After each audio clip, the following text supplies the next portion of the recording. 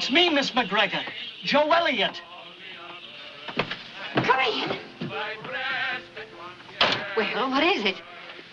Amy wanted I should come over to tell you she can't do the clothes this week. She's stove up with cold. Oh, and she sent you 10 miles just to tell me that. You know Amy. Once she's got something to say, she's going to say it now. Besides, it only took about 2 hours the way I came. Good night. Good night, Joe. Tell her to take a hot lemonade and sweat it out. I will, thank you. Good night. Good night. That flies to thy breast at one cherishing word, that folds its white wings, they're dreaming of flight, that tenderly sings there in loving delight. Oh, my sad heart keeps pining for one fond word. Call me back names, dearest, call me thy bird. Oh, that was wonderful. Wasn't that wonderful? Like going to the theater for nothing. What do you say, folks, if we organize a quartet right here? Mr. Calhoun will be the baritone, I'll carry the lead, Tom will be the tenor. All we need is a bass. How about you, Winthrop? Why, he couldn't carry a tune in a bucket. Perhaps our new boarder, Mr. Bell, might do. Who, the professor? Our young genius. Bell's all right, just different. But do you suppose he really believes he can teach that deaf and dumb child he brought here to talk? All I can say is, if the Lord intended dumb people to talk, he'd have taken care of it. Oh, excuse me. Oh, come in, Mr. Bell. Miss McGregor, do you have any copper wire in the house? Picture wire will do. Copper wire? Yes, I need about 17 feet for one of my experiments, and all the shops are closed at this hour. Why, the idea of expecting to find 17 feet of wire at this time of night. Oh, I never heard of such a thing, Mr. Bell. Well, I'm sorry if I bothered you. Good night. Well, just a moment, Professor. Don't think I'm impertinent, but we've just been wondering if it's true you can teach dumb people to talk. I hope to, someday. You see, Mr. Darcy, the reason deaf mutes can't speak is that they have bad ears and not bad vocal cords. Never having heard speech, they can't imitate it. So if we can find a way to visualize sound for them, then there's no reason why they shouldn't speak as well as any one of us. Is there? No, I guess not. No, of course not. Won't you stay and show us some of your tricks, Mr. Bell? Tricks? Yes, it'd be such fun. I've heard you can make the piano play by just talking to it. Oh, well, I'll be glad to, but they're not tricks. Please. They're very simple manifestations of the nature of sound and of vibrations in the air. First, I push down the sustaining pedal. Then I depress the key. Do, re, mi, fa, sol. Why, it's positively spooky. Oh, no, not at all, Mrs. McGregor. Sound is nothing but air in motion. When I sing the scales, I set up certain vibrations, which fall on the strings of the piano, just as they fall on the membranes of our ears, thus producing corresponding vibrations or sounds. Is that clear? No.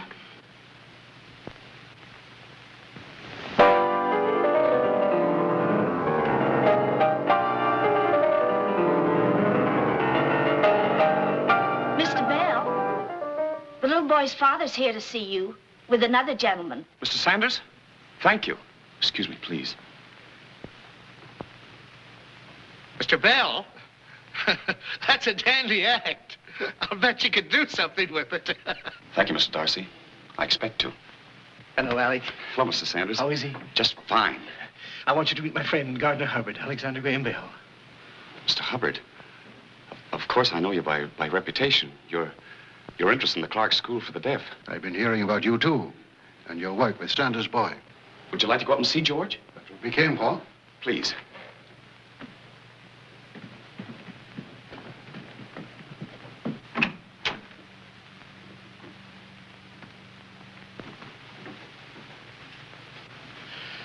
That's the multiple telegraph Bell is working on.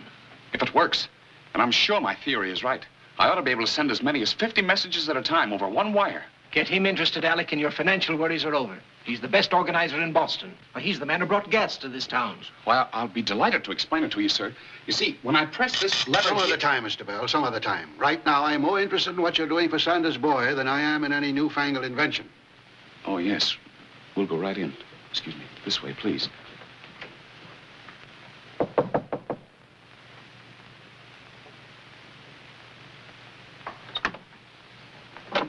May we see George? He's asleep, but I'm sure he'd want to see his father.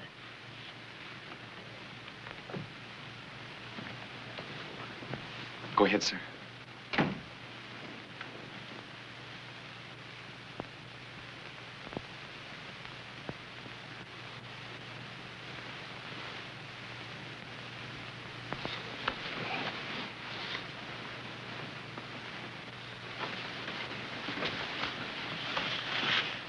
Shall I speak to him?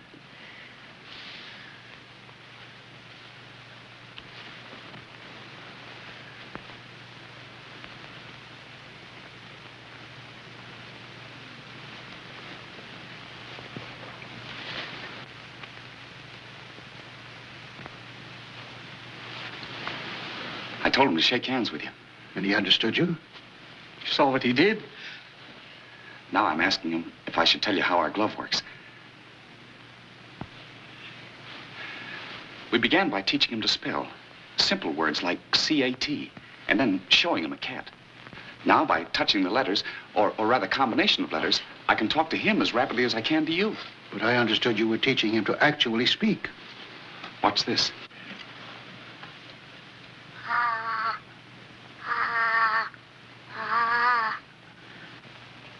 Have you ever succeeded in teaching a child that was born deaf to speak? No. And as far as I know, nobody else has. But I have great hopes, and... Bell's still young, but he's had some mighty interesting experiences with sound and speech. Tell him about them, Alec. Well, I come of a family that has made a professional study of the mechanism of speech for 2 generations before me. My grandfather, Alexander Bell, and my father, Alexander Melville Bell, were elocutionists who devoted their entire lives to the correction of defects of speech. Perhaps you've read some of their books on the subject. Well, from earliest childhood, I was trained to become a teacher of speech. That, and the fact that my mother was deaf, led me to my present interest in deaf mutes. And, well, mute wires like the telegraph.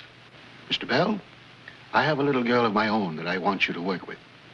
She had scarlet fever when she was 4 years old, and it left her stone deaf. I've had her in Germany learning lip reading. Well, I'm sorry, sir, but when I'm not working with George, I spend all my time working on my telegraph. Come over to supper Saturday night, and we'll talk it over. Well, I hope you like beans, Boston baked beans. No, not much, and besides... You like the kind my cook prepares. Come on, Sanders, it's 2.5 minutes past 9. Never mind, Alec. You'll have a fine chance to tell him about your telegraph instrument Saturday night.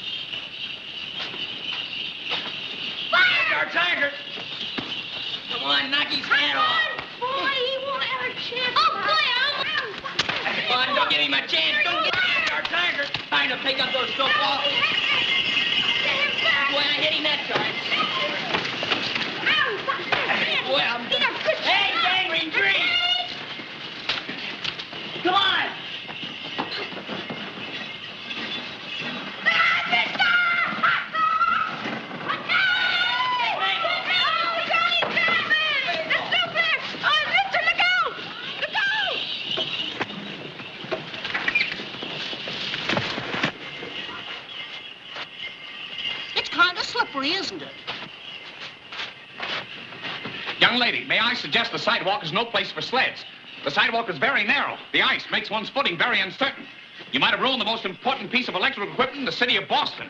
Oh, I can excuse such behavior in children, but I don't think... What did you say? I said you are no longer a child, and that I think that... I'm sorry. Would you mind speaking a little more distinctly? Young lady, I come from a long line of elocution teachers. My grandfather, my father wrote textbooks on the subject. I think I know when I'm speaking distinctly. Good night. I'm sorry, but you see,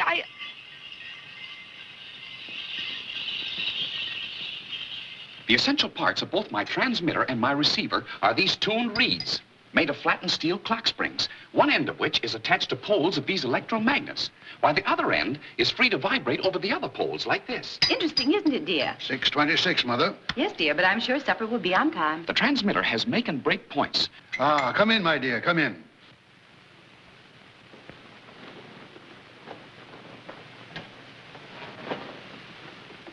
Mr. Bell, this is my little girl, Gertrude.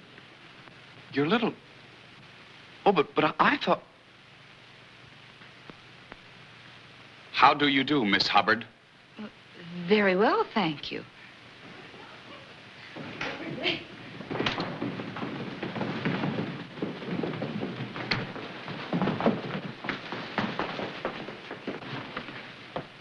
And these are my 3 other little girls, Berta, Mabel, and Grace.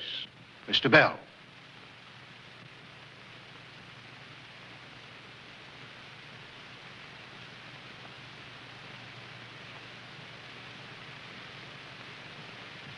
Good evening, my dear. How are you? Papa? Mr. Bell, this is the little girl I was telling you about. Mr. Bell and I have already met, I believe. Met? What do you mean, met? He just got here. Well, I think I knocked him down. And I'm awfully sorry if your... whatever it was ruined. Oh, no, not at all. Mr. Bell makes things, dear. He was just telling us about his telegraph when you came in. I beg your pardon, Mama? His telegraph. Telegraph? That? Oh, please go on. Oh, yes, please We'd love to hear about it, Mr. Bell.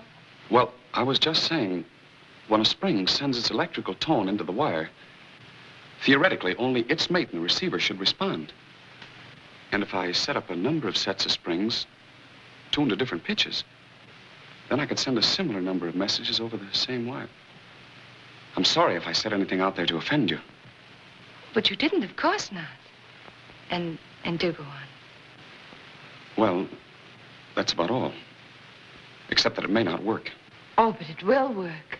I'm sure of that. Supper is served, Mrs. Hubbard. Thank you, Nora. Nora, this is the 3rd successive night supper's been late. I'm sorry, dear. I'll speak to cook. Go along, girls. Mr. Bell, supper. Mr. Bell, I hope you like beans. Boston baked beans. Didn't you think he had a very nice face? Who, Papa? You know very well I didn't mean Papa. Oh, then you mean Mr. Bell? Yes, of course. Mr. Bell. Oh, I thought he looked all right. For a plain man. Didn't you think he had a nice nose? Well, it was awfully Roman or something. Oh, he has nice eyes, too. They blaze so when he talks. I think you're in love, Mabel. Oh, Gertie. Mabel's in love, Mabel's in love. Oh, Gertie. He was hypnotizing Papa into putting money in his telegraph. Imagine Papa agreeing to pay for his experiments. Mr. Bell's is the first voice I've ever really wanted to hear. Oh, darling, of course he's wonderful. He's marvelous. Do you think he'll like me, Gertie? I mean, even if I can't. Of course he will. That'll make him like you 10 times as much. But he won't feel sorry for me. It won't be that, will it? Oh, no, of course not. Then I'm going to marry him. What? I'm going to marry him. I knew it the first time I saw him. I just made up my mind like that. But Papa. Oh, what will Papa say? I don't care what Papa says. I'll just close my eyes and then I won't be able to hear him. And besides, Papa mustn't know yet. Nobody must know yet. Only you. Oh, but you know how I am about secrets. I'll just die if I can't tell it. But you won't tell this, Gertie. You promise me you won't tell. Well, I won't if you promise to tell me everything he says and does. All right, I promise. Gertrude, you and Mabel stop that foolish chatter. Don't you know it's exactly 11 minutes past 10? Put out the lights and go to bed. Yes, Papa. What did he say? He said to go to bed. Oh, all right, we'll go to bed. You know, if you hadn't married him, I would. Oh, Gertie. Gertie.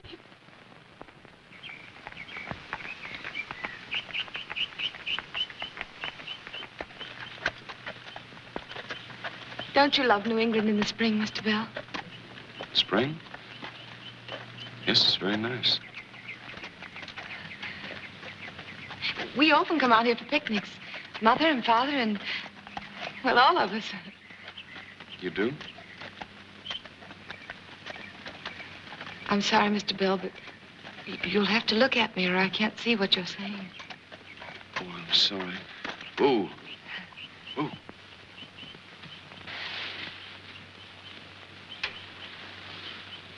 Won't you tell me what's wrong? Wrong? Yes. Yes, you've hardly spoken a word to me since we started. Have I said or done anything to offend you? Oh, no, certainly not. Oh. It's just that, well, I've been thinking. Yes? You see, it may take years before I get anywhere with the Telegraph, and I was just wondering whether or not I ought to go on with it. Go on with it? Suppose I don't want to wait. Suppose there are things I want to do now, while I'm young. Things I might do if I gave all my time to a regular position like teaching at Boston University or something. What sort of things do you want, Mr. Bell? Oh, I don't know. A wife.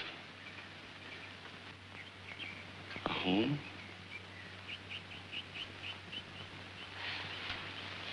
Finish your telegraph first. The wife will wait. She will. Oh, yes, Mr. Bell. I'm sure she will. Oh. Oh, thank you. That's all I wanted to know. Oh, but there's something else I ought to tell you. Yes? I'm not as interested in the Telegraph as I used to be. You're not? No. Ever since I went to Branford to visit my family last Christmas, I've had a new idea rattling around in my head. Either the biggest idea I've ever had in my life, or the craziest.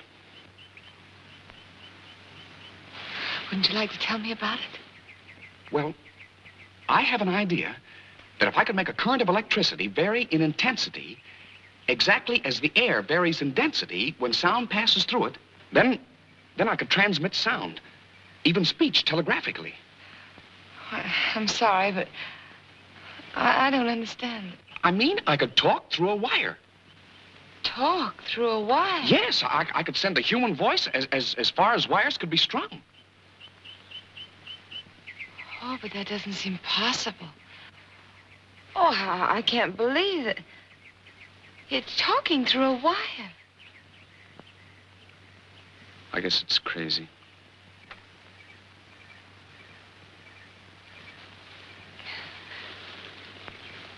Oh. When are you going to start work on it, Mr. Bell? Monday night. Oh. Thomas Watson, an electrician who makes all my apparatus for me, is moving in with me to help me.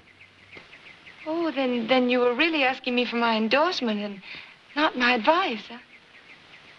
Something like that. Mr. Bell, if you spend all your time working on this, how will you live? Oh, I'll manage somehow. But don't think I'm going to use the money your father lends me for anything but the Telegraph. Oh, no. I'm going to work on this new idea in my spare time. Oh, yes. Yes, I understand. But, Mr. Bell, if I were you, I wouldn't tell my father about this yet. You see, he gets awfully upset if people don't finish what they start out to do. Couldn't this be our secret for a little while anyway?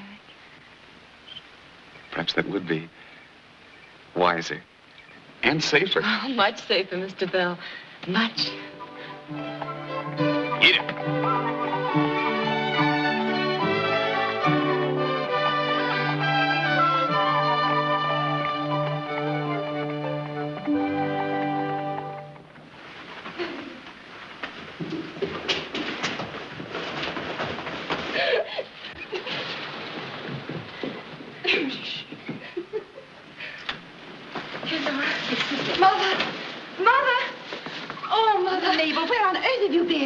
Mother, I've just been for the most glorious drive in the world.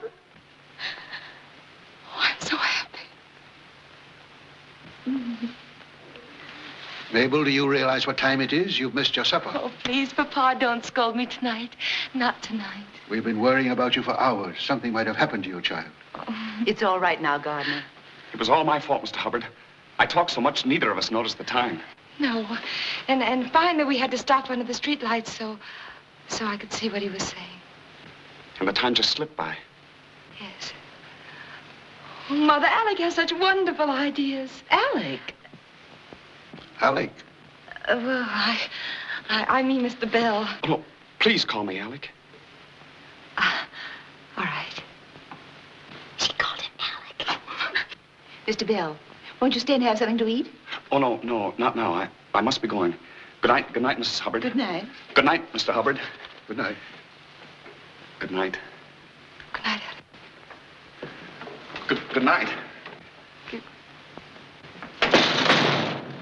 Good night, everybody. Come, dear, you must be hungry. Oh, I couldn't eat a thing. Not tonight, Mother. Good night. Good night, Papa. Gertrude! Gertrude! Call me pet name, dearest, call me Alec. The most exciting thing has just happened. Come on.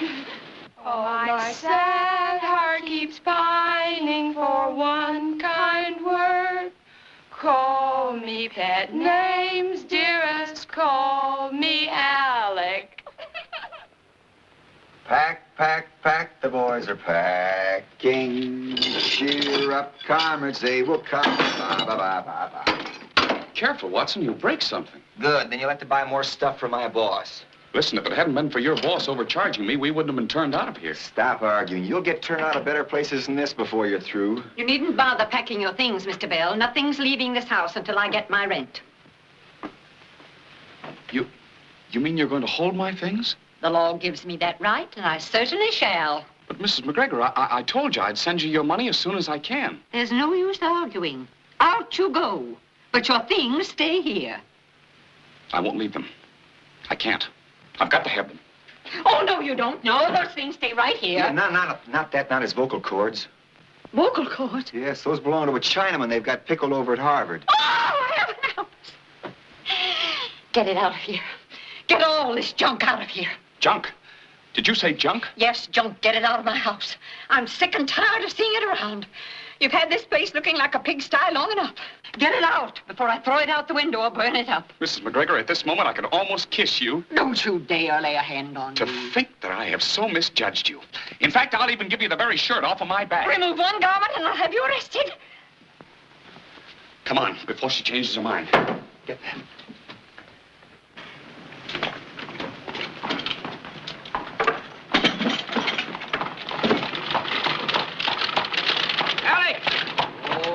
Jenny. Hello, Mr. Sanders. What's going on here? I'm leaving. Leaving? Yes, I'm taking George back to his grandmother's. I don't understand, Alec. You've taken my money, you've built up my hopes, and now you're walking out on my boy. Oh, I'm not walking out, sir. I'm being thrown out. But you had money. I paid you only last Thursday. And Hubbard... Well, I used that for some new equipment. Then why didn't you ask me for it in advance? Well, you don't understand, sir. I expect to be working nights. And where I'm going isn't a suitable place for George. That's why I'm taking him back to his grandmother's. But that's in Salem. What about your work with him? Well, I expect to go to Salem every other day. That's all. I'm sorry, Alec. I ought to have known you better than that. It's all right, Mr. Sanders. Hell, hurry, here she comes. Excuse me, Bell! I've got to go. Mr. Bell, here, take this awful thing. Oh. Where'd I find you? I'll be at Thomas Watson. That's me, 109 Court Street, over the Williams Electric Company.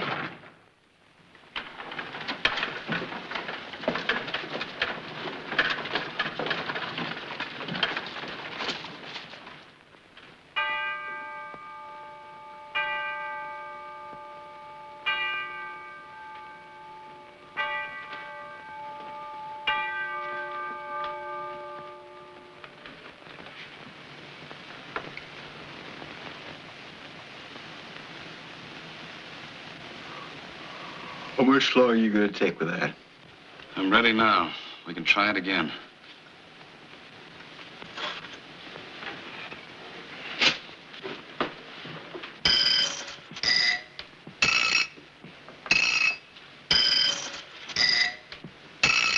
Honest, I'm no genius. I'm just a plain, ordinary man. I like to sleep. Live like a human being.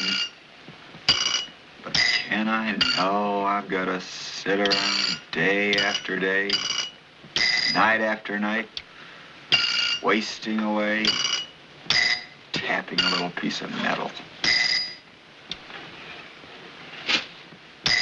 I can remember when I used to know pretty girls. I must have been in another world. Stop mumbling. We may be on the verge of a great discovery. As long as I can remember, we've been on the verge of a great discovery.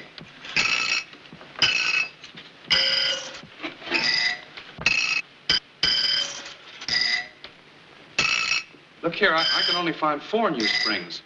I thought I told you to get 5. I'm sure I told you to get 5. I remember now you had just enough money to pay for them. 5 new springs at 25 cents each. Now, where is that other spring? I ate it. You did what? I didn't mean to. I was going along and I saw that food in the window. Suddenly I got such a craving I couldn't stand it.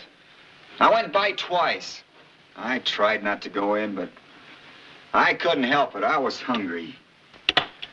I can't go on living forever with... So you ate one of my springs. You took the last 25 cents we had to fill your miserable little stomach. Yes, I did. I told you I'm no genius. I'm through starving. I'll go out to the Indian Territory, live on buffalo steak, and you or nobody else will stop. Wait, don't hold the thing. Don't touch it. It's as much my money as yours. I had to... Show me. What did you do? I didn't do anything. But you did something. I saw it. I heard it. Well, the spring stopped vibrating. I just plucked it, that's all. But I heard a sound, a full musical note with overtones, through the wire. Show me everything you did. Well, this contact screw got stuck. Making a permanent contact with the spring? Yes, I just snapped it. While the circuit remained unbroken? I suppose so. Then that strip of magnetized steel was generating its own current. Do it again. No, wait. Wait a minute, wait. All right, do it now.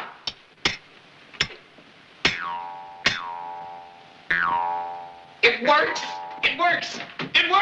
I heard it again! Hey, what are you, an Indian? Sure, didn't you know? The 6 Nations took me in. Well, that makes it all right, then. Don't you understand? We've accidentally found the undulating current that I've been looking for. For the first time in the history of the world, we've sent sound through a wire. For the first time, nothing. Why, this has happened to nearly every electrician. What you mean is it's the first time the right man has heard it and know what it meant. Is that true? Why, certainly. If you knew anything about electricity, you wouldn't have paid any attention to it. Well, anyhow, I was there. That's the important thing. Just think, we started to work on a telegraph, and now we're on the trail of the electric telephone. Telephone? What's that? It's an apparatus for transmitting the voice. It means sound from afar. Here, hold this. Hey, where are you going? Well, going to tell Mabel, of course.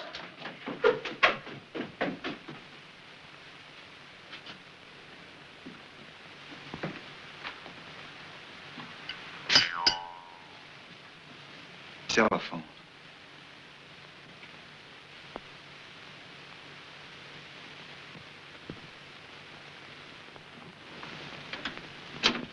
Oh, Mr. Bell. Where's Miss Mabel? She's upstairs, sir. I'll tell her you're here.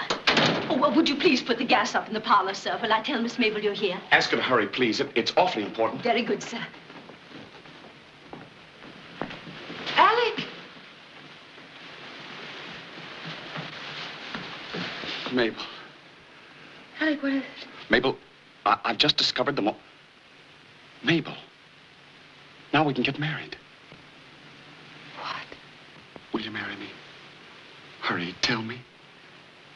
Yes. You will? Of course, Alec.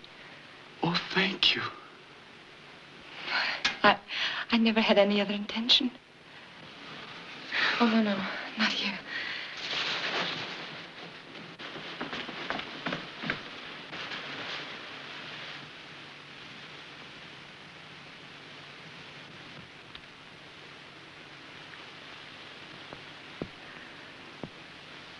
Alec, aren't you going to tell me you love me? Oh, please. I want to hear you say it. I love you, darling. It's so dark in here, I can't see. Now say it. I love you. Again. I love you. Oh, don't say a word. Don't move. Don't even breathe. I want to remember this moment all my life. Just as it is.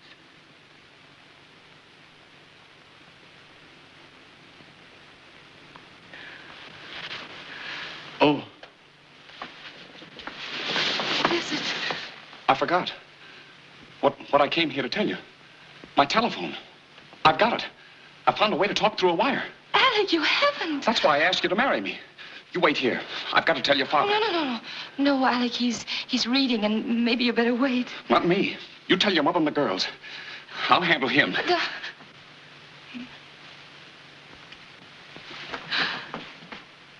Oh.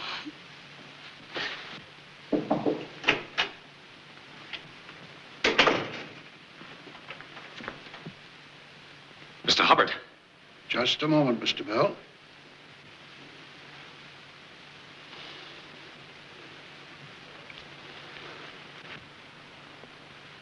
I always allow myself 30 minutes with the classics every evening. In the past 40 years, I dare say, I haven't missed 3 such evenings, except perhaps on my honeymoon. Habit. Habit, Mr. Bell, is the important thing. Setting a regular time for everything and sticking to it. Yes, sir, but listen... Too many young people today are inclined to postpone, to shift and dodge and put off. My father always said, people were prepared to make any effort the day after tomorrow. But when it comes to doing a thing today, that's another matter. Have a cigar. No, thank you. I just wanted to... Go on, smoke it. There's nothing like a good cigar to help settle your stomach. Now, Mr. Bell, you wanted to see me? Yes, sir. Mabel and I can get married now. Sit down, Mr. Bell. This afternoon, I made a very valuable discovery. I actually sent sound through a wire without the use of batteries. You what? Before long, I'll be able to send speech, talk from any distance. Before how long? Well, I don't know. But I'm sure I'll make a telephone someday. Telephone, huh? What about your telegraph? Oh, I'm going to give that up. This is much bigger and newer. Has my daughter accepted you? Yes, sir. And she loves me, too. Mr. Bell, when I married the lady you proposed to make your mother-in-law, I was earning $4,000 a year. In addition, I had certain prospects from my father which promised ample security for my wife and children. May I ask what prospects you have? Well, I haven't any prospects. Unless it's the telephone. Mr. Bell, I'd like to call your attention to a few peculiarities which I've observed about your character. Oh, I know I'm not worthy of her, sir. In the first place, I'd say you are emotionally unstable. You jump from one enthusiasm to another with reckless abandon. To begin with, it was the multiple telegraph that consumed your time and energies.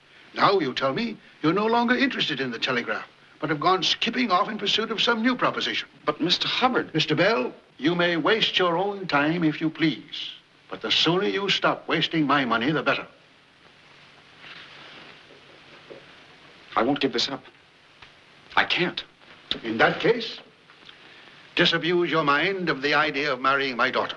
But, Mr. Hubbard, we love each other. Nevertheless, you are not to come here again, Mr. Bell, or even attempt to see my daughter. Not so long as you persist in this folly.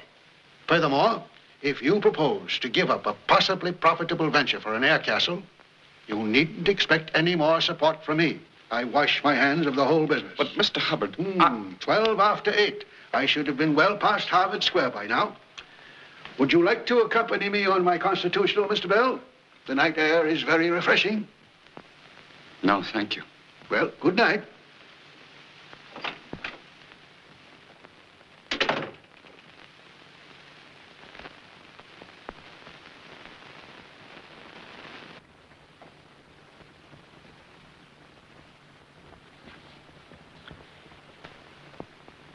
Now take this little egg. I crack it, I drop it tenderly into the grease. It quivers and is still. Result? Hunger. But take this same little egg. I leave it to nestle tenderly and lovingly under its mother's breast, snug and warm. Soon it becomes flesh and feathers. Then it, too, is dropped tenderly into the grease. Again, it quivers and is still. Result? A feast.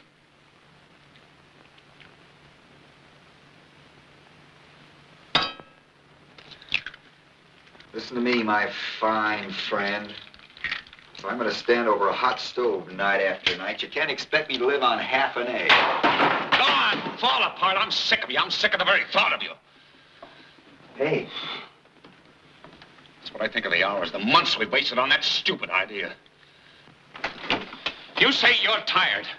You're hungry. Well, so am I. I want to live like other men just as much as you do. I want a decent bed to sleep in, decent food to eat.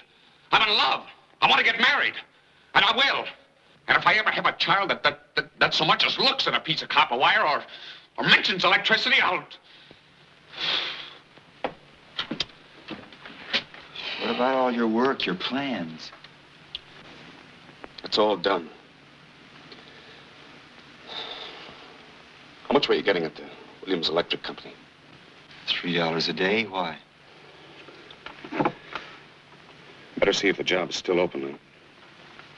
I won't be needing you anymore. You quitting? Yes, I'm going back to teaching the deaf. If I ever decide to work on the telegraph, I'll do it in my spare time. And the telephone? It was just an air castle. Does Mabel know about this? No. I'm gonna write her now. You got any paper? Where'd we get any paper? This'll do.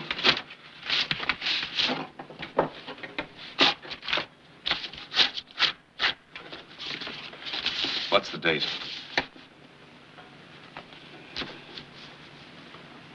June 11th. June 11th.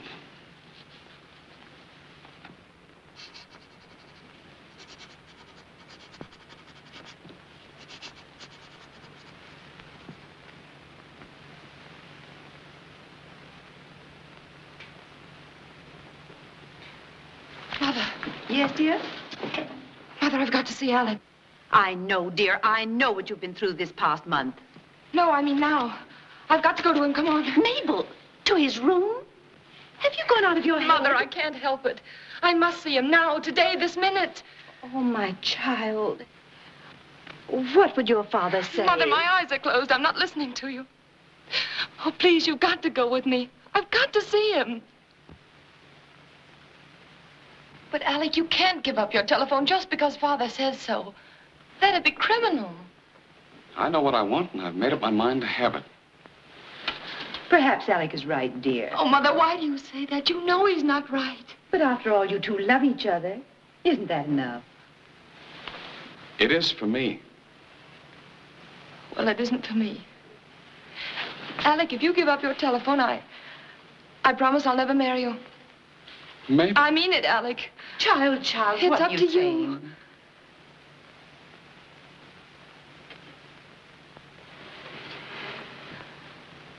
Mabel, I'll never fail you again. Never. Oh, Alec.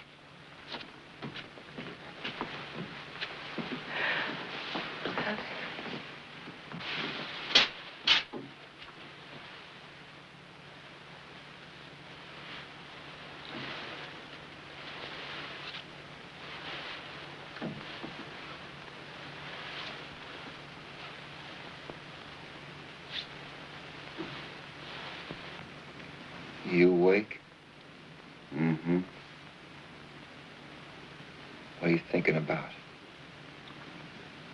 Mabel. So was I. I was thinking now, got to make a telephone. I've got to find a receiver. Some way to get speech. If I don't, I'll be just as badly off as I was before she came here. Wouldn't it be wonderful if we should invent the telephone? And it turned out to be the very thing that could make her hear. If you had any imagination or knew anything about sound, you'd know that can't happen. How do you know? You aren't God. I know because in the human ear, when vibrations strike against the eardrum, they cause tiny bones in the back of the head to oscillate. But in Mabel's case, the nerve current in the back of those bones has been permanently injured. Even if sound waves cause the bones to oscillate,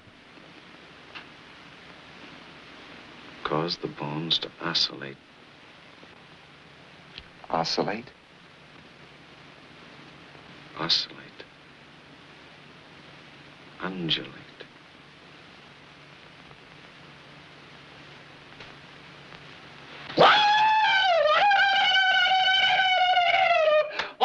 Watson, I've got it. Got what, St. Vitus Day? No, the ear. What ear?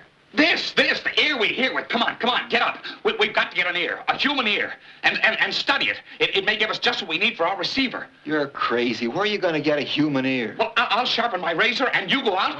Never mind. We'll get an ear somehow. And maybe this time, just think. Out of Mabel's deafness, we make the whole world hear.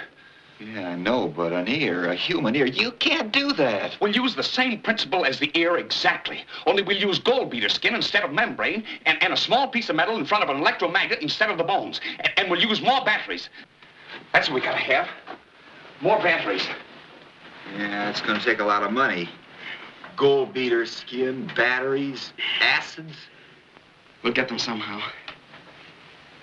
Maybe you could get another advance for Mr. Sanders. No, I gotta figure some other way. I've had 3 advances from him already for less and less work with George. We could both of us go back to work for a little while. Be nice to eat again for a change, too. No, that's not the way. We've got to find a cheaper place to live. Cheaper than this? Certainly. What? I wouldn't stay here, even if they let us use the shop. It's too noisy, too dangerous. There are too many people about. We're not going to tell anybody what we're doing. Yet. We'll starve. Maybe you will. Not me. Not until I've made the telephone.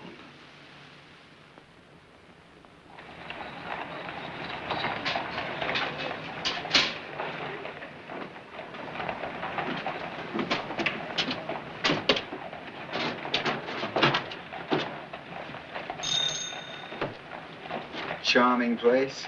Such atmosphere. Boiled cabbage and flat beer, I'd say. Oh, it's you.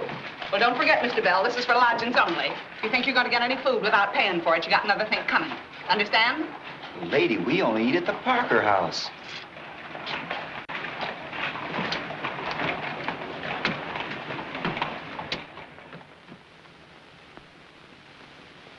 Will 50 cents be all right?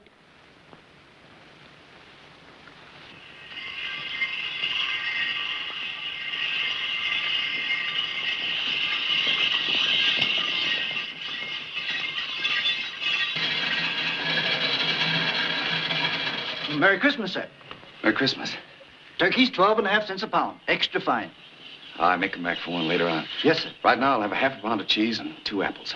Very good, sir.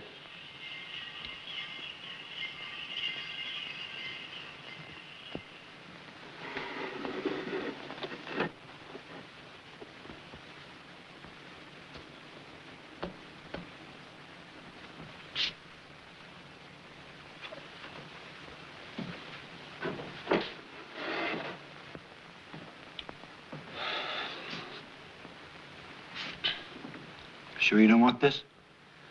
No, I've had all I want. Apples and cheese, cheese and apples, apples and cheese. What's the matter? I don't know. Everything went black in front of me. I feel sort of dizzy.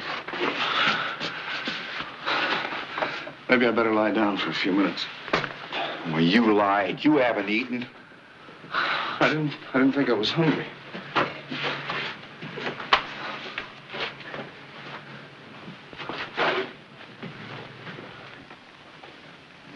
Now, you stay on the bed. I'm going out and get something to eat. If I'm not back in 15 minutes, you know I got caught. If you see anything with an ear on it, bring it back, will you? How about our landlady?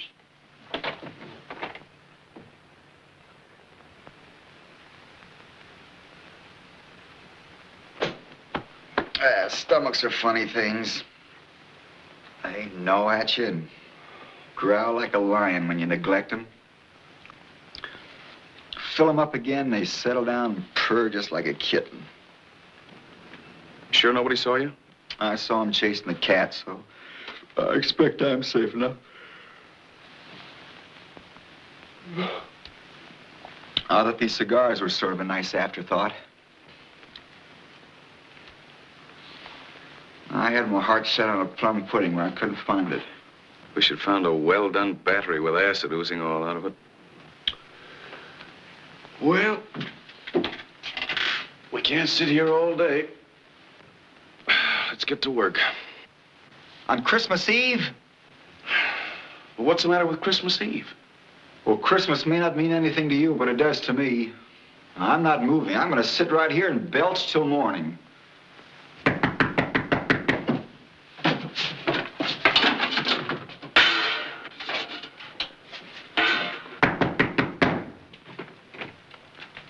Oh, Mr. Sanders, it's only you. Come in. Merry Christmas, Alex. Merry Christmas. Merry Christmas. My sleigh's downstairs. Get your coats on right away. You're spending Christmas at my place in Salem. Christmas with you? That's right. We've got a long drive ahead of us, so hurry up. Oh, but we can't. I planned a lot of work for today, and I... Oh, I'm sorry. Forget it. It's just what I needed. Come on, let's go. If this isn't the devil, 365 days in the year and our only 2 square meals come on the same day.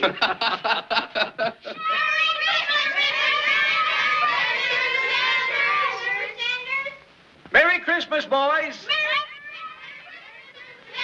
Merry Christmas, Nellie. Merry Christmas. Come in, boys. Merry Christmas. I thought I heard you. Well, there. Oh. Merry Christmas, my son. Merry Christmas, Miss Sanders. Merry Christmas, Alec. This is Mr. Watson. Merry Christmas, Mr. Watson.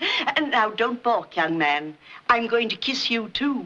Sure, Mrs. Sanders, I'm sort of a flirt myself. Alec, I have a surprise for you. For me?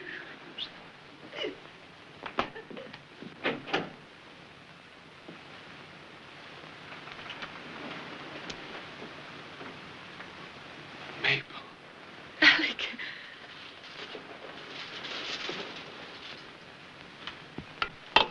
You couldn't come to see me. So Mr. Sanders arranged this. Papa thinks we're in church, poor dear. Maybe there is a Santa Claus after all. Alec. Come in. Come in, everybody, and get warm. While I get some blackberry wine. And then we grown up and open our packages before supper. I can't wait another minute. And this young lady came out here with her arms loaded down with presents for everybody. Especially you. You shouldn't have done that. I haven't anything this year for anybody. Oh, it's nothing. Really, Alec. Was to certain poor shepherds in fields as they lay, in fields where they lay keeping their sheep on a cold winter's night that was so deep. Noel, Noel, Noel, Noel. That little fellow looks like George, doesn't he? Can I see George for a moment? Yes, of course. He'd be expecting you on Christmas Eve. And so it continued both day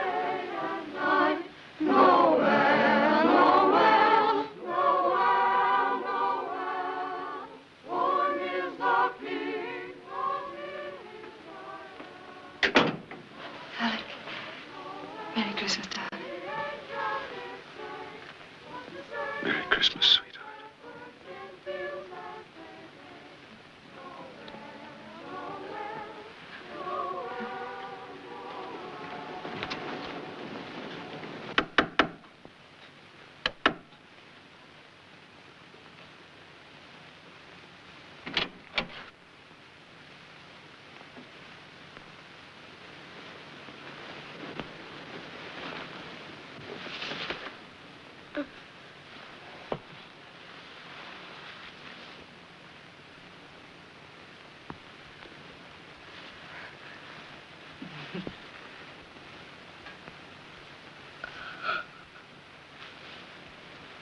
Mabel, I'm going to...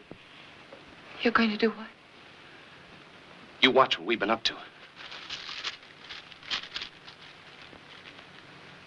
Va. Va. Va. Mr. Watson, won't you have a cookie? Now, don't tell me you have a bird's appetite. Yes, ma'am. Vultures. Nellie, take some cookies outside to the children, please. Oh, Alec, you mustn't take him out there, not tonight. Oh, think of his presents, the tree and Santa Claus.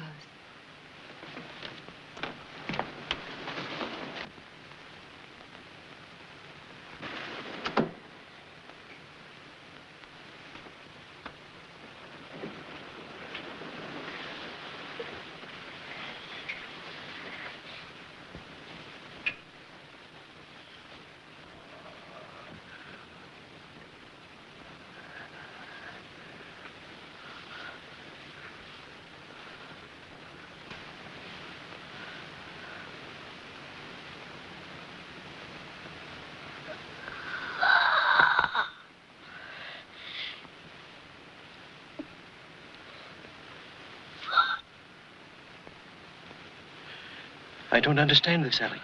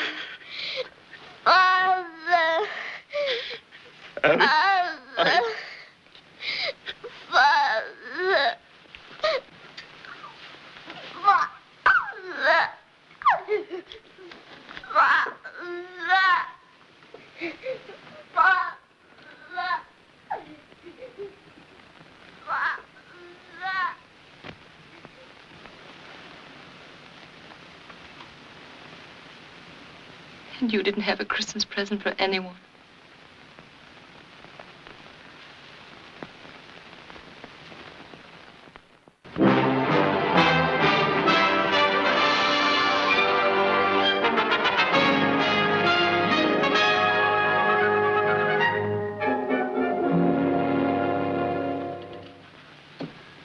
Thanks to Mr. Sanders, now we have acids and batteries. You go on in the other room and listen while I do the talking. Even if it worked, you couldn't hear me after all the talking I've done.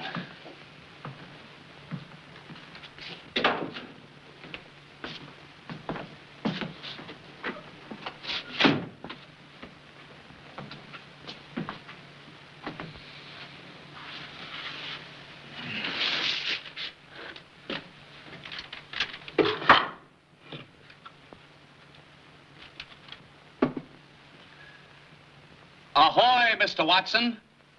Are you there? I now have water in the transmitter cup. Can you hear me? Can you hear me?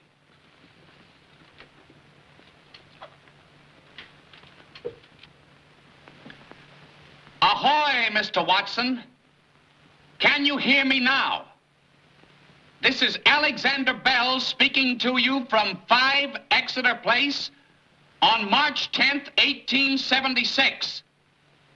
Ahoy! Ahoy!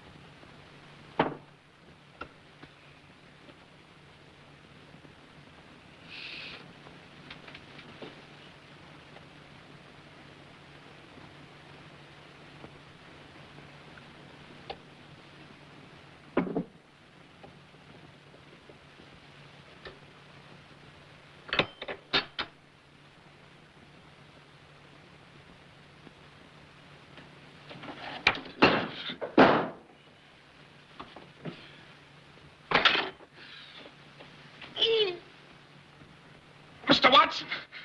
I want you.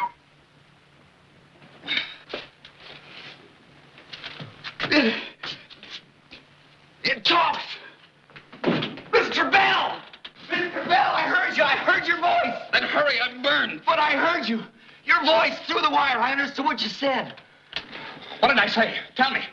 You said, Mr. Watson, come here. I want you. That's right. Well, what did you do? I put 2 drops of sulfuric acid in the water. That made the water a conductor for the electric current transmitting the voice. Oh! Hooray! Hooray! We're in the telephone business now! Oh, my legs. Stop howling. You gotta do something about that burn. Oh, but I've got to tell Mabel first. Oh, no, you don't. You sit down and take your britches off. I get some lard. But I've got to tell Mabel. I might have known something like this would happen, leaving a lot of acids around you.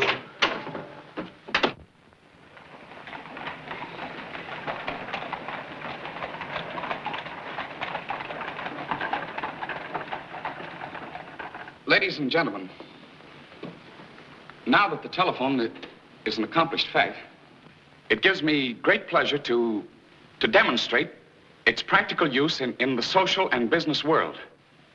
In a moment, my associate, Mr. Thomas Watson, will speak to you from the city of Boston, 20 miles away. For the benefit of the audience, additional receivers have been placed at strategic points throughout the hall.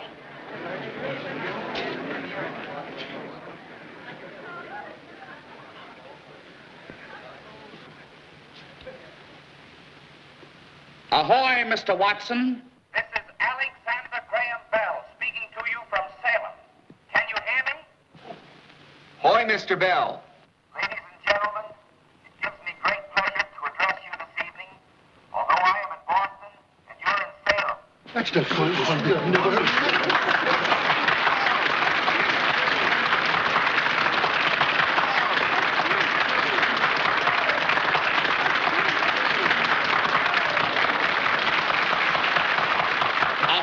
Mr. Watson, the audience is now applauding you.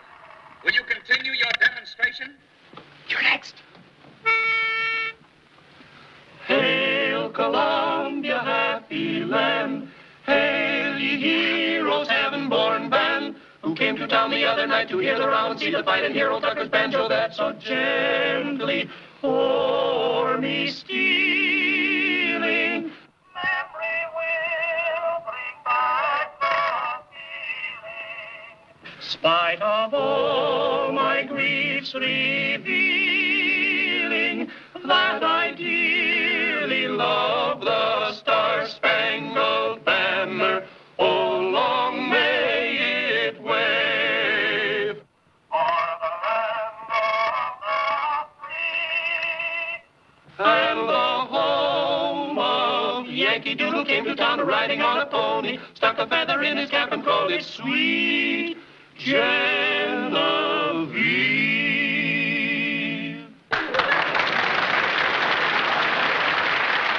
You'll now be entertained by a cornet solo.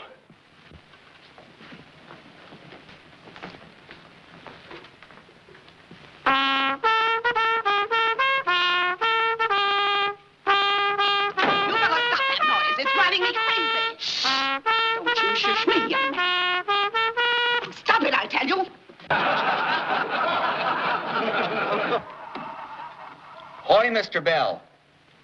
I have a special treat for you tonight. There is a lady present and is going to speak to you. The first woman's voice ever to be heard publicly over the telephone. Say something in here quick. All I've got to say is this. If you and Mr. Bell don't stop this foolishness, pay your rent. Out you go.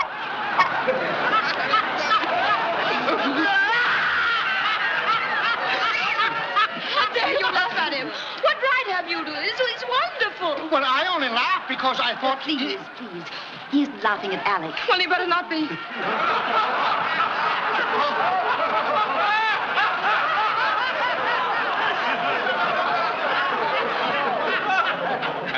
And that, ladies and gentlemen, concludes our demonstration this evening. Anyone desiring further information will kindly step up here and leave his name.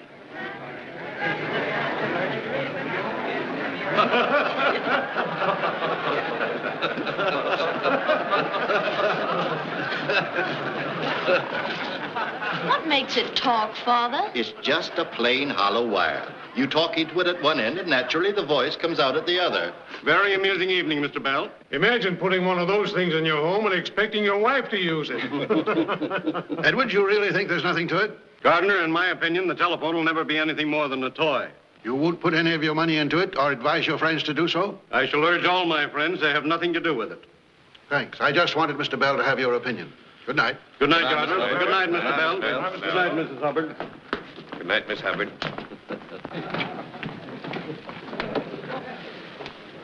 Wasn't it all right, Alec? Well? Mr. Hubbard, as one of my partners, will you see that the necessary papers are drawn up for the New England Telephone Company?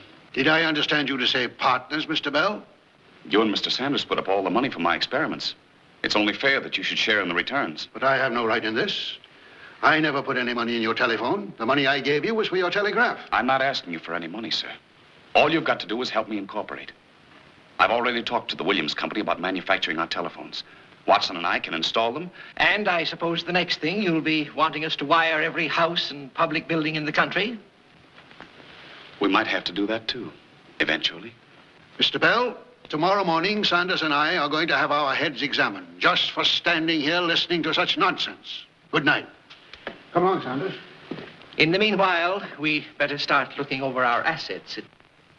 It looks as if we're in the telephone business now. If he doesn't have apoplexy before morning, he'll come along. If we both don't have apoplexy.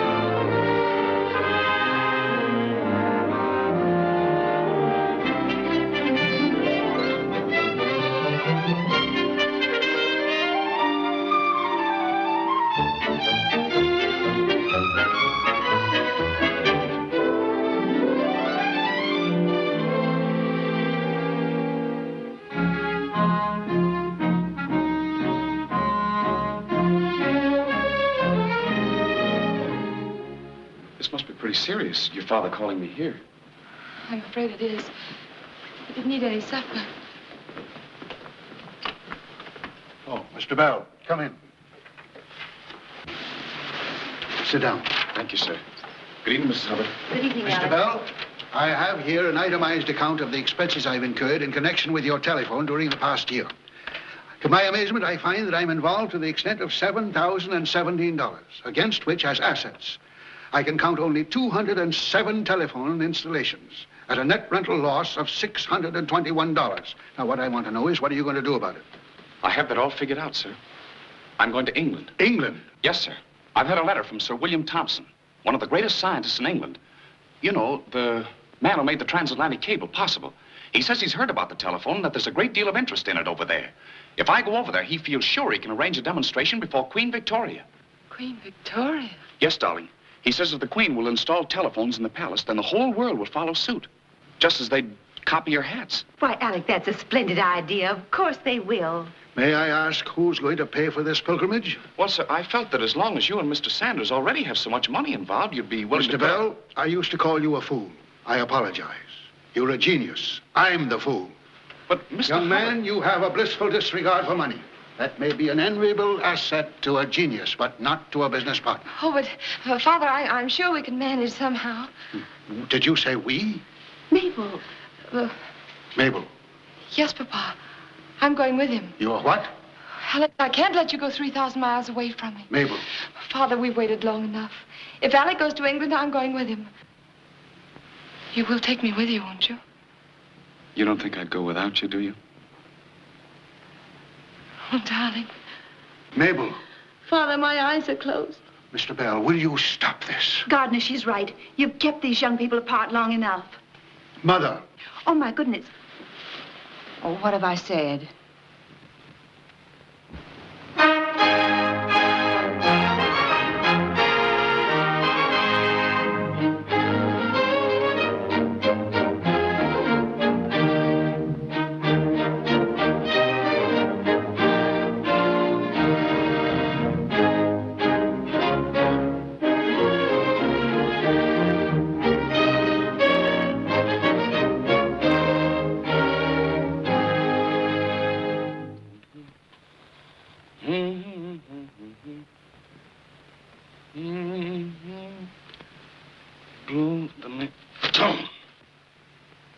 Alec.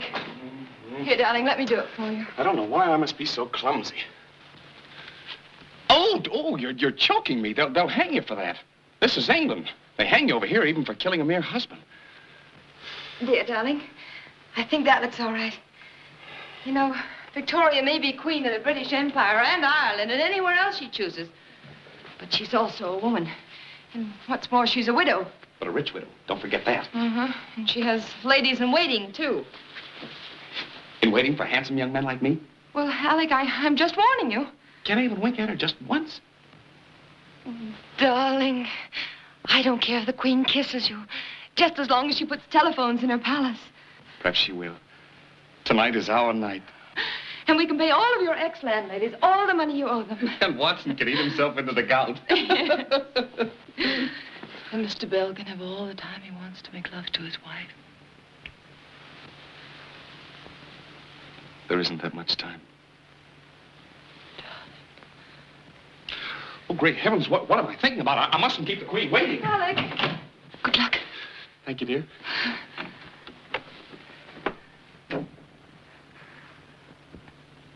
Please let Victoria want a telephone. For my Alec. Sir William Thompson tells us that your telephone is a marvelous instrument, Mr. Bell. Sir William is very kind, Your Majesty. Is this the device? Yes, ma'am. There's a similar instrument in Osborne Cottage where Sir Thomas Biddulph is waiting to hear Your Majesty's voice. You expect me to speak into that? If Your Majesty would be so gracious. I think you had better speak into it. After all, one does not converse with a wire. Beatrice, Major Phipps, come closer. Listen. If you please, ma'am, we're ready to begin. You may proceed. Sir Thomas Biddulph? Yes, I'm here. That is Sir Thomas's voice. Ask him the time. Sir Thomas, Her Majesty wishes to know the time. Tell Her Majesty it is now exactly 3 minutes past 9. I think I will speak into it after all. Sir Thomas, your watch is 2 minutes slow. Set it. Thank you, Your Majesty. I will do so immediately. Sir William, you were right. This is a marvelous invention. General, we will have Mr. Bell's telephone installed in Buckingham Palace. Yes, Your Majesty. Oh, it will be an honor, ma'am. The Americans are a very inventive people. Mr. Bell was born in Edinburgh, Your Majesty. He went to Canada several years ago and then to America. The Scots are very inventive, too. Now have it say something else, Mr. Bell.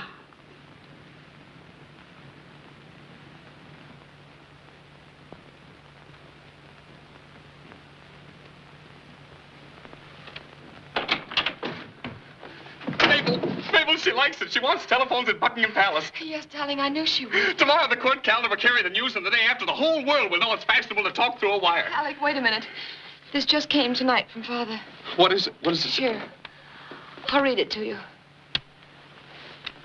Dear child, your mother and I hesitate to cast a cloud on your happiness, but no longer can we hide from you the terrible things that are going on here. Ever since your marriage, there's been nothing but trouble. A new telephone company, known as the American-Speaking Telephone Company, has been organized with the Western Union Company backing and has entered the field against us with their own instrument, which they advertise as the product of the original inventors, meaning Dolbear, Gray, and others. They boast that their telephone is infinitely superior to Alec's. They've got everybody afraid even to deal with us. Cancellations are pouring in. We had hoped to spare you this, at least until Alec had seen the Queen. But that is no longer possible. Unless a miracle happens to save us, Sanders and I stand to lose all. Our homes, our credit, everything.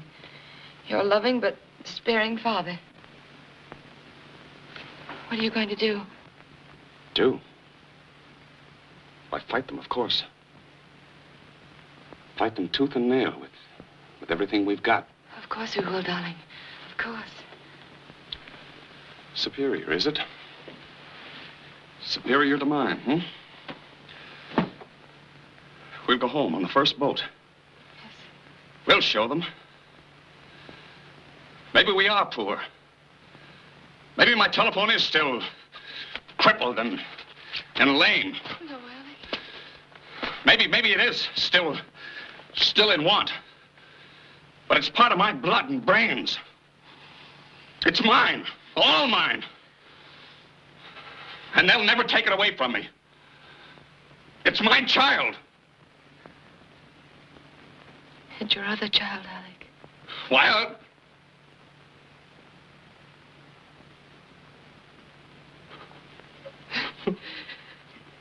just one thing after another.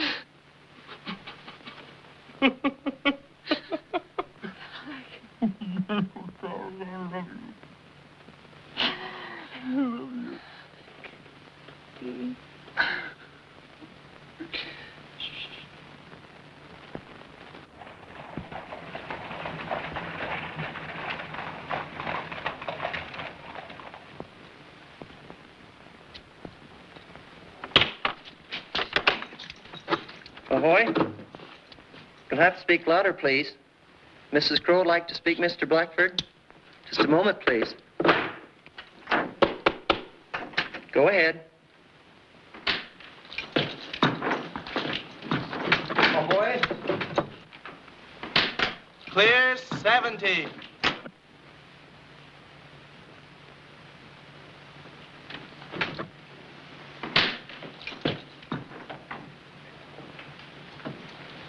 Well, sorry, no more credit from the banks. They gave me back the telephone stock I put up for that last loan.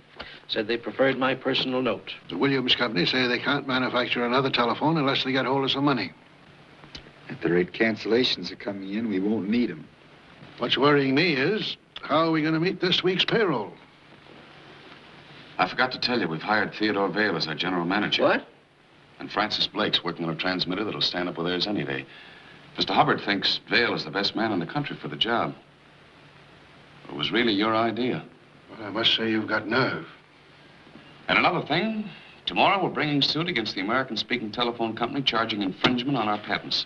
We're going to fight a $40 million concern, the Western Union. We're going to fight every company in the country infringing on our patents. What else can we do? But look at the odds against us. They've got the best lawyers money can buy. If we lose, the court costs alone will wipe us out. Well, that's a chance we'll have to take.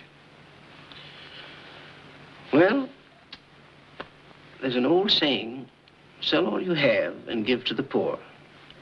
If you think it has any application in this case, I still have an old farm up in Maine that... I knew I could count on you. I was too young for the Civil War, but this looks like as good a fight as any to me. Thanks, Tom. We'll probably see plenty of action. Just what are you going to fight with? The truth. Well, son, that's always been a pretty good weapon. Perhaps more people ought to use it.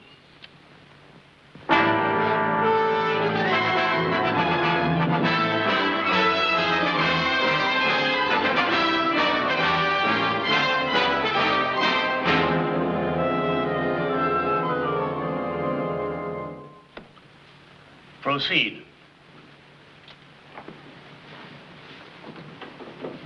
Your Honor, it has not been the intention of my clients to burden this court with wordy debates. We have endeavored to confine ourselves to the facts. First, that Alexander Bell was not the first to invent the telephone. Second, that the patents under which the New England Bell Telephone Company have been operating were fraudulently obtained. And third, we have defied the plaintiff to show that Mr. Bell had been working on the undulating current feature of the telephone prior to February the 14th, 1876, at which time, by strange coincidence, both he and Mr. Gray informed the Patents Office simultaneously of their work on the telephone. Very well. Counsel may proceed. Mr. Bell, what is your occupation? I'm a teacher of the deaf. Are you an American citizen? Yes, sir. An American citizen by choice.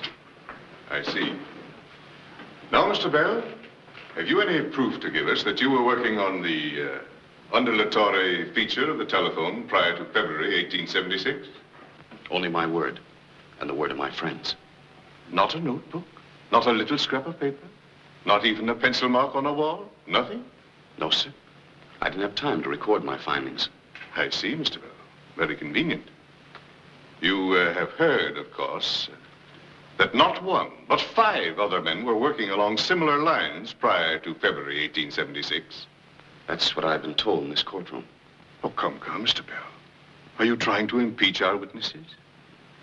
Have you any proof that they were not so engaged? No, sir. But I repeat, I was working on my system early in 1875. And that I first produced sound through a wire on June 2nd of that same year. And that on March 10th, 1876, a human voice, mine, was heard through a wire for the first time in history. Mr. Bell, I have here certain sheets of paper which you have identified as rough drafts of your patents application. Do these correspond with your final patents application? No, sir. Why not? I wrote and rewrote those specifications a great many times. Those sheets are mere fragmentary remains that happen to be accidentally preserved. Well, I don't see any mention of the undulating current in this rough draft, as you call it. Those statements were added as I completed and redrafted my application. Mr. Bell, could those specifications have been added after you had filed your application? Certainly not. I mean, could you have gained illegal access to the Patents Office and copied into your application certain paragraphs from a paper or caveat that had been filed the same day as your patent application? Your question is insulting. I refuse to hear it. Answer me, sir. Did you connive to steal the basic principle of your telephone? Yes or no?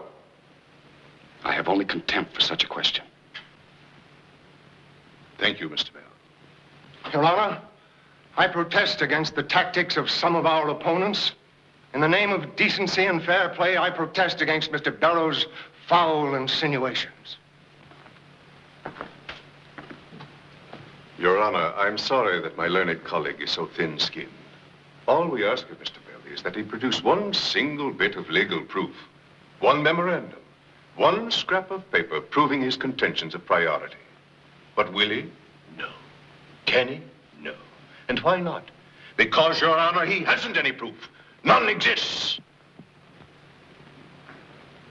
Mr. Bell, this court desires to afford you every opportunity to establish your claims. If you have any proof, I shall expect you to have it here Monday morning. Until then, this court stands adjourned. Court adjourned.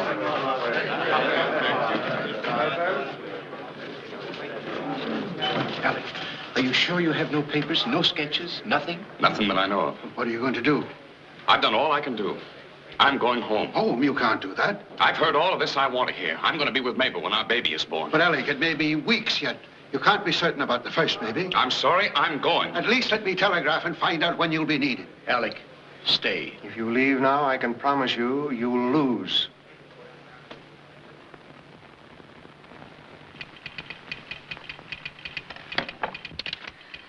Mother and I are leaving immediately. Don't dare leave trial. Is that all right? Yes, that's fine, dear. Would you send this for me, please? Would you care to add the word love, madam? That'll make it exactly 10 words. Yes. Yes, make it love, Mabel. Shades of glory. Is this man to be allowed to control a great public benefaction? Permitted to foist an inferior article on the public? Just to gratify his egotism? Your Honor, I submit that the only invention to which our friend is undeniably entitled is the invention of the story that he was working on the undulatory current prior to February 1876. Order. To that Order he's in the welcome. Take your seats, please. Mabel, what are you doing here? I couldn't bear the thought of your leaving. I had to come. But at a time like this, it's dangerous. Oh, no, darling, I'm all right. And Alec, I found this. It might be the very evidence you're looking for. Evidence? Evidence? Yes. Do you remember this? It's a letter that you wrote to me in June 1875. And Alec, you say in this letter that you're going to give up your work on the telephone. Let me see it. Silence in the court, please. Your Honor, Mrs. Bell has just brought us the proof the defense has been asking for. Documentary evidence that Alexander Bell discovered the undulating current on which his telephone is based prior to June 1875. Very well, Mr. Smith. If you have such evidence, present it. I beg Your Honor's indulgence for just one moment. I'd rather that letter weren't presented. Alec. That is something between you and me. It's part of our personal lives. But, Alec, it's your proof. I'm sure there's nothing in this letter to be ashamed of. I'd rather not do it. I regret to inform Your Honor, Mr. Bell declines to submit the new evidence. What did he say? Alec won't let him present the letter. Alec, for the first and I hope the only time in my life, I'm going to disobey you. It's my letter, and I'm going to read it. Mabel. I won't stand by and see you called a liar and a thief. But, darling... Alec, my eyes are closed. It's dated June the 11th, 1875. And was written to me by Mr. Bell before our marriage. Will you read it, please? I beg your pardon. Will you read it, please?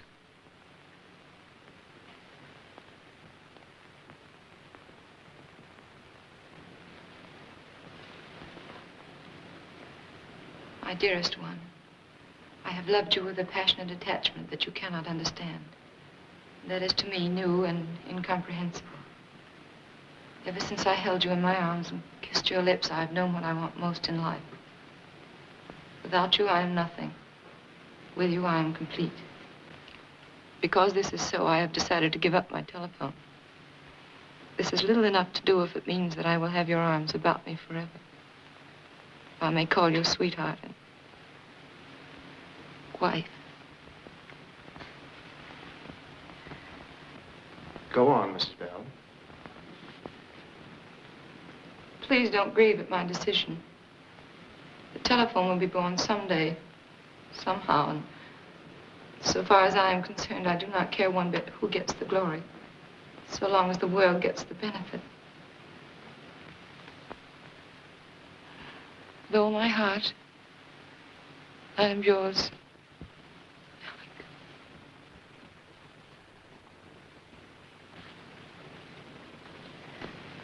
Thank you, Mrs. Bell. Your Honor, may I suggest that this court is not interested in the sentiments, however tenderly expressed, that we've just heard? What possible bearing has a love letter on whether Bell invented the telephone or did not invent it? The mere mention of a telephone does not mean that he made a telephone. Mrs. Bell, what kind of paper is that letter written on? Why, it's on ordinary wrapping paper. What is that on the back of it? Why, it's drawings of apparatus Mr. Bell wanted for his telephone, together with a stamped acknowledgement from the Williams Electric Company, acknowledging receipt of the order on June the 3rd, 1875. What is that writing? Mr. Williams scribbled a note at the bottom of the page asking Mr. Bell to stop in and verify his outlaying of an apparatus to generate an undulating current. That is all. You may step down, Mrs. Bell. Just a moment, Mrs. Bell. Will you please tell us why Mr. Bell sent you a love letter on the back of a sales memorandum? Why didn't he use notepaper, as any young man in love would be expected to do? Mr. Bell was a very poor man. He had no other paper on which to write. Thank you, Mrs. Bell. You may step down. I offer this letter in evidence as Exhibit 17 to the plaintiff. Your Honor, I'm sure we've all been touched by this little excursion into romance. But now, if we may compose ourselves, I'd like to ask why, if such a letter existed, it wasn't produced days ago. And more particularly, why my learned colleague hasn't produced the man Williams in court to substantiate his signature. Unfortunately, Mr. Williams is no longer available as a witness. Oh, really now? And why not? Surely it would be worth your while to bring Mr. Williams here. Let us have a look at him. Mr. Williams is dead. Oh, he's dead. How very unfortunate, Mr. Bell. How very convenient. Your Honor, without my knowledge and against my wishes, my wife came into this courtroom at a time like this to read to you a letter intended for her eyes alone. Have I committed some offense by starving in an attic? By spending sleepless nights at my work? By being too poor to own a decent scrap of paper on which to tell her of my love? I have sat here for days and heard myself called liar, thief, fraud, and cheat. I've seen my friends humiliated, my invention belittled, just as I have seen my business destroyed by methods which must leave every honest man appalled. Your Honor, we protest against this interruption. Yes, Haven't we had enough of this sentimental nonsense? I demand that this man be declared in contempt of court. Mr. Barrows, we're all here in the interest of truth. And I don't think Mr. Bell can do that any great injury. Sit down, Mr. Barrows.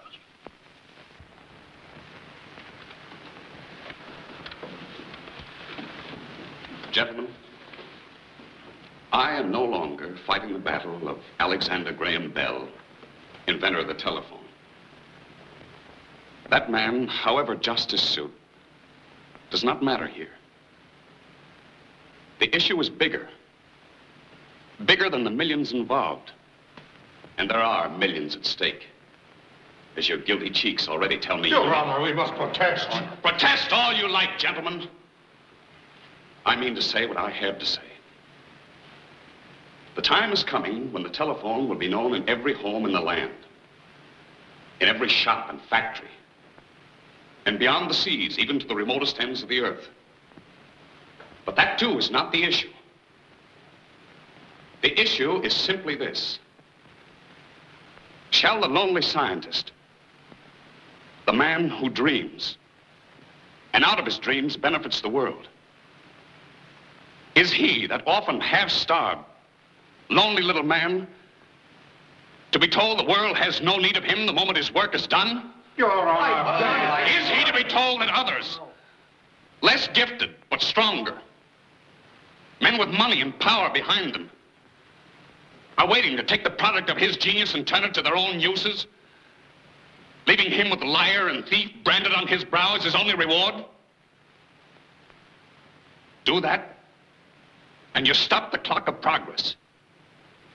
You smother the spark of genius that lies hidden here and there throughout the world. Do that, and the world stands still. Your Honor, I demand that this man be cited in contempt of court. Sit down, Mr. Barrows. Sit down. Sit down. This case is under advisement. Mabel, are you all right? Alec, I'm afraid. We must get her out of here quickly. Get an ambulance, quick. An ambulance isn't one within 20 blocks of here. They got a telephone, though, if you know how to use it. Telephone? Hold her, Mother. Show me where it is, quick. This way. Watson, come here, I want you. Go get an ambulance, quick. Ahoy! Ahoy! This is Alexander Graham Bell speaking. I want an ambulance. Hurry, Watson. This fool thing will never work. Oh, ahoy! Ahoy!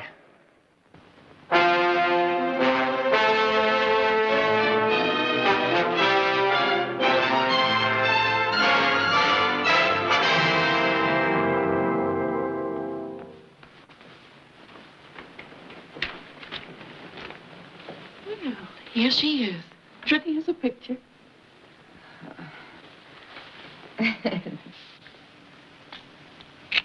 Hello, honey. Oh, look. I think she knows me. I'm sure she does, dear.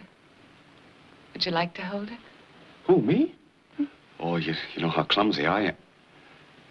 Yes, I would. There you are, darling. Be careful of her back.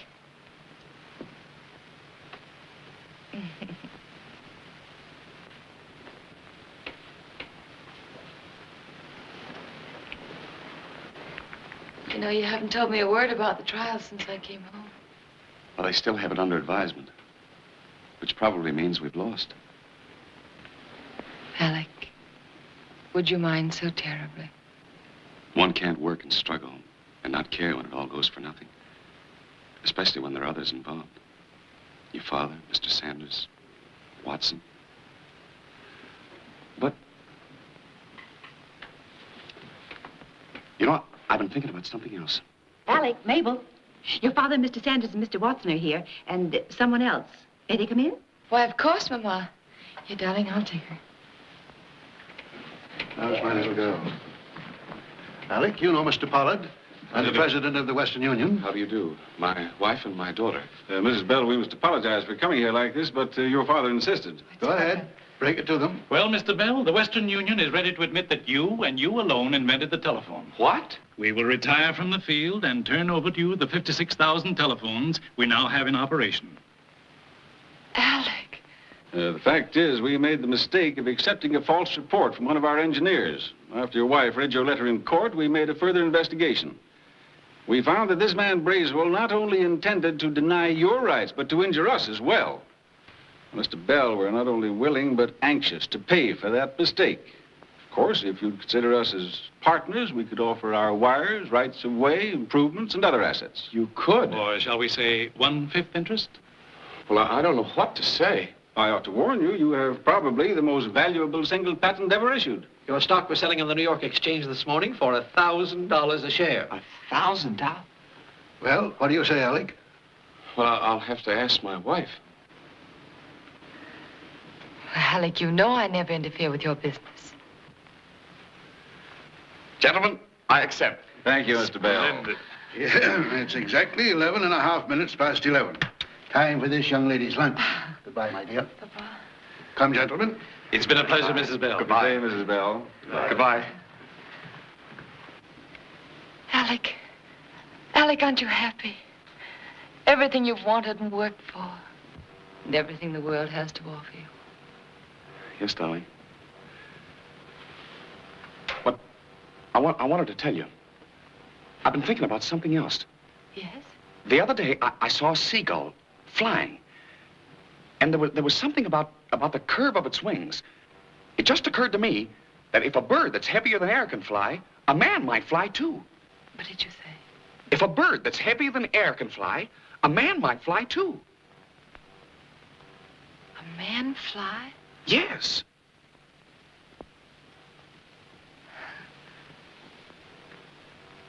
When are you going to start work on it, Mr. Bell?